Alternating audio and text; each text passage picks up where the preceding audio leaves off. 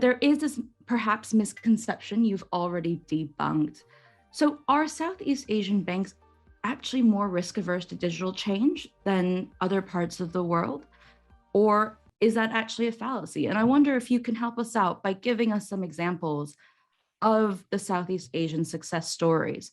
What are the banks that are dominating the digital scene? And who's doing it well? Who can we give a gold star to over in Southeast Asia?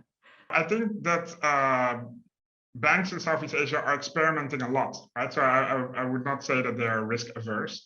And I think in every market you can find multiple banks that are trying, some of them that are having early traction. I think it's too early to say that there's one single winner or giving out gold stars, but I would definitely give gold stars for the innovations that I see. If I look only here in Thailand, right, like Kasikorn Bank has been very active in finding out new business models that are digitally enabled, be it by partnering with Grab, which is a large ride-hailing company here, or with Line, which is our biggest messenger or WeChat equivalent that is very popular among the locals.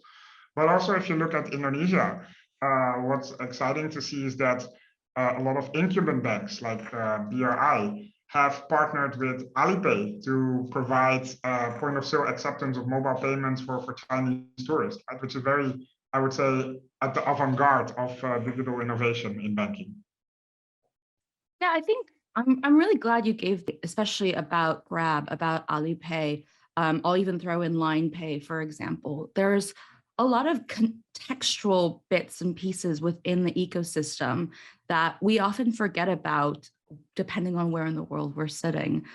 And all of this kind of does trickle down to local culture or maybe perhaps corporate culture. So Abhi, within APAC more broadly, but also the Southeast Asian region, do you think that culture plays a role in the confidence that banks are having in digital transformation? Or have certain countries been persuaded one way or another due to culture? Nina, so culture, I think, continues to play a role in how financial institutions approach digital transformations, right? Different markets in APAC and Southeast Asia are evolving at different rates. Regional similarities do exist, and Harry talked a little bit about them.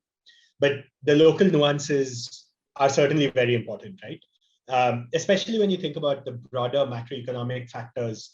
I think what tends to happen is these macroeconomic factors tend to almost define which countries are moving a little faster, while some are, say, one step behind, while some are playing catch up.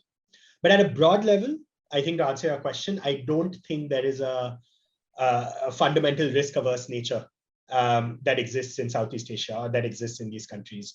I think the cultural differences are more attuned to how to approach these transformations. So in some countries, you'll see there's a lot of digital speedboats being launched, right? Vietnam is a great example where there's a lot of these digital speedboats being launched. While some countries tend to take a more traditional rip and replace approach, right? I can imagine, in Indonesia, for example, or even Singapore, there might be a tendency to kind of think a little bit in that manner.